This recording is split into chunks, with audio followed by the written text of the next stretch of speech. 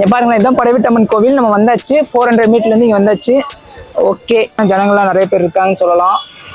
ஏன் சொல்கிறேன் அப்படின்னு கேட்டிங்கன்னா, இங்கே வந்து பார்த்தீங்கன்னா வெள்ளிக்கிழமை பார்த்தீங்கன்னா பொங்கல் வைப்பாங்க. இந்த இடத்துல வந்து படையல் போட்டு பொங்கல் வச்சு ரொம்பவே செலிப்ரேஷன்லாம் சூப்பராகவே இருக்கும்.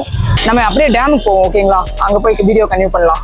படைவெட்டம்மன் கோவிலுக்கு நீங்களாம் வந்திருக்கீங்களா அப்படிங்கிறத கமெண்ட்ல சொல்லியிருந்தா, ஓகேங்களா? பார்த்தீங்கன்னா நம்ம மெயினான டேம் வந்து ரூட் மாறிடுச்சு. இன்னும் 6 கிலோமீட்டர் காட்டுது.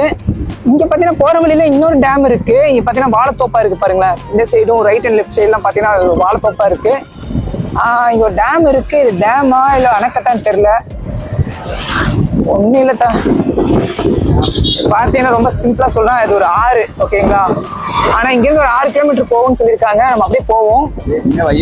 சொல்ல போனால் நாங்கள் வந்து வழியை வந்து தவற விட்டோன்னு சொல்லலாம். கோயம்புத்தூர்லேருந்து திருவண்ணாமலை வந்து இங்கே ஒரு டேம் பார்க்க வந்து வழியை வந்து நம்ம மிஸ் பண்ணியிருக்கோம். இன்னும் 6 கிலோமீட்டர் டிஸ்டன்ஸ் இருக்குது.